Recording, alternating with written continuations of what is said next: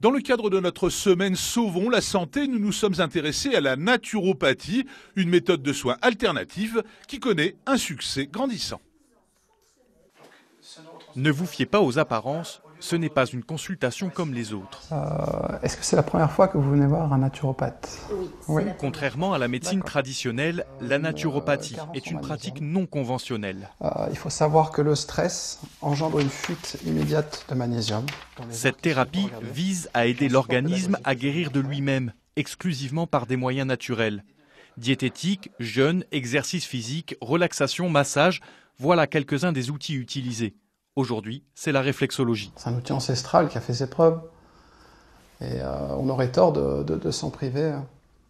C'est important de s'approprier des thérapies manuelles qui fonctionnent bien. Puis les gens ont besoin de se sentir pris en charge, de se sentir touchés, de se sentir accueillis. Comment vous vous sentez? Je me sens détendue, c'est très agréable. Une consultation coûte en moyenne 65 € pour 1 heure. La demande ne cesse d'augmenter. Plus de 60 naturopathes sont installés en Provence-Alpes-Côte d'Azur. Et ce n'est pas un hasard. Dans la région, une douzaine d'écoles proposent un apprentissage à la naturopathie. Et l'adrénaline ne suffira pas pour que je puisse m'adapter au stress. Lancée il y a 11 ans, la filière de cet agricampus reçoit aujourd'hui plus de 200 demandes chaque année pour 70 places. La formation en alternance dure 1 an et coûte 9 000 €. Les motivations sont souvent les mêmes. Envie de voir autre chose, de redonner du sens à sa vie.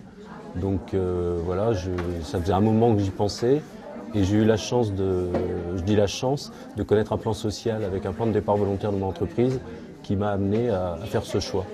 La naturopathie puise ses préceptes dans la Grèce antique, la médecine traditionnelle chinoise, indienne ou encore germanique.